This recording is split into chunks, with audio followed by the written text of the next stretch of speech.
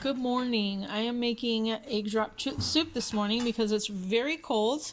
We got a little bit of a cold snap. So I already poured one of the things. I'm making it for a lot of people. So if you're making it for yourself, you're not going to want to do this much broth, but I'm going to make it for several kids and myself. So of course I'm just doing straight chicken broth, and the best chicken broth is homemade chicken broth. I don't have any homemade chicken broth right now, so this is what I'm using. So in a traditional recipe you'll see soy sauce, but I'm not using that. I'm going to use this liquid aminos, and I'm just going to pour a tiny bit in because this is super salty, and you just need a little bit of it for a flavor. You don't need to make it super salty. So the best thing is if you have green onions, and I don't. So I'm just going to sprinkle some onion powder in here. And I'm also going to put, normally I put garlic powder in there, but of course I'm out. And I'm going to put a little bit of ginger in there too. I just like a little, like, not even, maybe like 1/4 of a teaspoon at most. Now if you're making this for yourself, you're going to want to do like 1 to 2 cups of chicken broth. You're going to want to do 1 egg, and all the measurements you do are going to be a lot less. I have 5 eggs right here that I'm going to beat with my fork. And then when this is boiling, I'm going to stir them in. And I'll actually probably have someone video for me while I do that so you can see.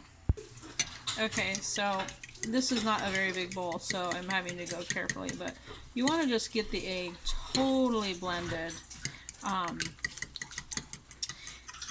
So that it's like you're making scrambled eggs type of a thing. And we're still waiting for the pot to boil. It's not going yet. This is a really great meal if you're cold, like I am right now, or you're tired of eating the same old things. This is just something different to kind of jazz things up, and it's extremely filling. And you can put some butter in here, which I probably will, or some kind of, maybe coconut oil if you like coconut oil. Just to kind of give it a little more body and make it more filling and long-lasting if you do that. Some people don't add fats to their keto, but, well, okay, so they're careful how much fat they eat. I'm not. I kind of go for the more traditional keto in general, and I'm okay with adding fats to my stuff. I went ahead and added some pepper into this just to give it some more flavor. When this gets added to that, it will be really flavorful and lovely. I'm going to stir this for a second just to kind of mix in the seasonings I've done.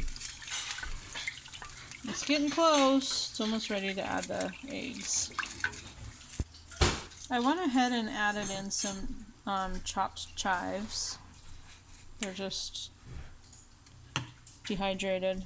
I've never done that before, but I'm hoping it will give it a nice little flavor. And we have some sliced cabbage that I also might add to my own bowl after I'm done. I think it might just give it a little bit of a heartiness, and I'm looking forward to that. Okay, so I went ahead and added a little bit of butter in here. It's probably about 2 tablespoons for this whole pot. So when you're making your own, you're not going to want to put a bunch of butter in there, but just enough to give it some richness and some body. So as you can see, this is really close to boiling. You kind of watch it just so it gets to this point. If it boils too much, then it's harder to do, but right before I do the eggs, I make sure I mix them really good because they need to be like feathery. And I start stirring the thing around while I slowly pour it in.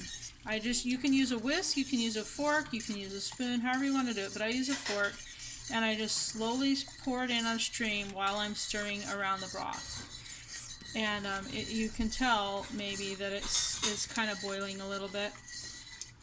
But this is how you get it so that the egg is kind of like a little feathery. You don't want it scrambled eggs in your broth. It's really gross that way. But if you just keep stirring it and pour slow, you'll get some nice feathery eggs. And especially right where it is pouring in, you want to make sure that's where you stir well. Since I'm making a lot, this is taking a very long time. But when you make it for yourself and you just do like 1 to 2 cups of broth and 1 egg, it's a lot quicker. I just stir it around for a second after I'm done pouring, just to make sure that I did it. It's kind of hard to tell, I think, but yeah, you can't really tell. But the eggs are super feathery, and that's the best way you want it to be. So here we go. Here's our bowl, and you can kind of see the bits of egg. See, they shouldn't be too big. At least that's how I like it. And I could have put more eggs in this much broth. It's not as eggy as normal.